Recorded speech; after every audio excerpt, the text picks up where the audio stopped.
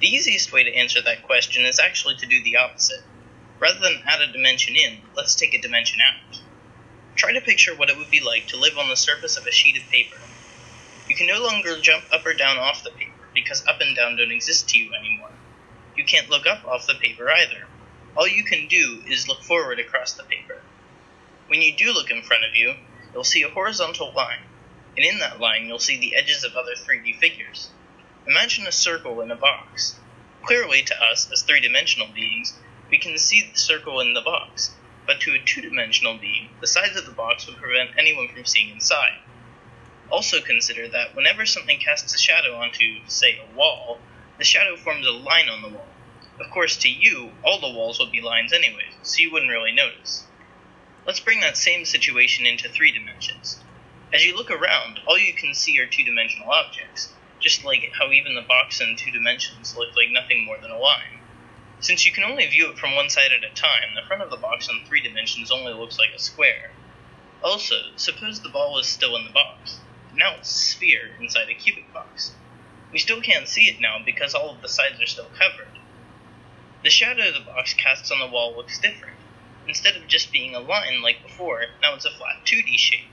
If you wanted, you could even trace it onto paper and get a 2D drawing out of it. Here's where things get tricky.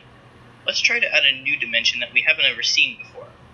Let's just dip our toe into the 4-dimensional water and use the differences between 2D and 3D space to determine what would happen in 4D space. One of the first things you would notice if you looked in a 4D space is that you would see the world as a 3D shape, in a similar way to how you view a 3D world and can put it onto a 2D picture. But there's one catch. You can see all the sides of a shape.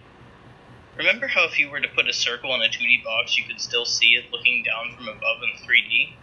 Well, now in 4D, you can see every side of the 3D box when looking down on it, including seeing the ball inside. Are you freaked out yet? After you get over the bit of wonder you experience being able to see inside of the box, you might also notice that another 4D box is casting a shadow on the wall. And the shadow, it's a 3D shape.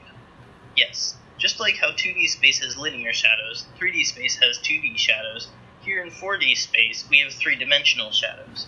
What will one of these shadows look like? Here's an example.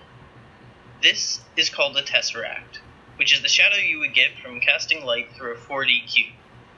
Notice how it's made of 2 cubes connected at the vertices, just like how you can draw a cube on paper from 2 squares and connecting the corners. Now the Tesseract looks weird enough sitting still, but watch what happens the moment you start rotating it. I'll give you a moment to clean up your mind, which is most likely at this point exploding. Yes, that's what the shadow of a 4D cube looks like when the cube rotates. Why does it do this, where the middle cube stretches out to become the outer cube? Let's take a look at the shadow of a 3D cube. First, note the 2 squares. One is smaller than the other because of perspective, making further objects appear smaller. But if you follow the small square, you'll see that it moves to the other side, before eventually moving to the front of the cube and becoming the big square. Now watch the Tesseract again.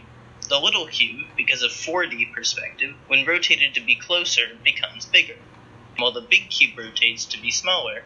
So just like in a 3D cube, where the big and little squares switch places, in a 4D cube, the big and little cubes will switch places. All in all, 4-dimensional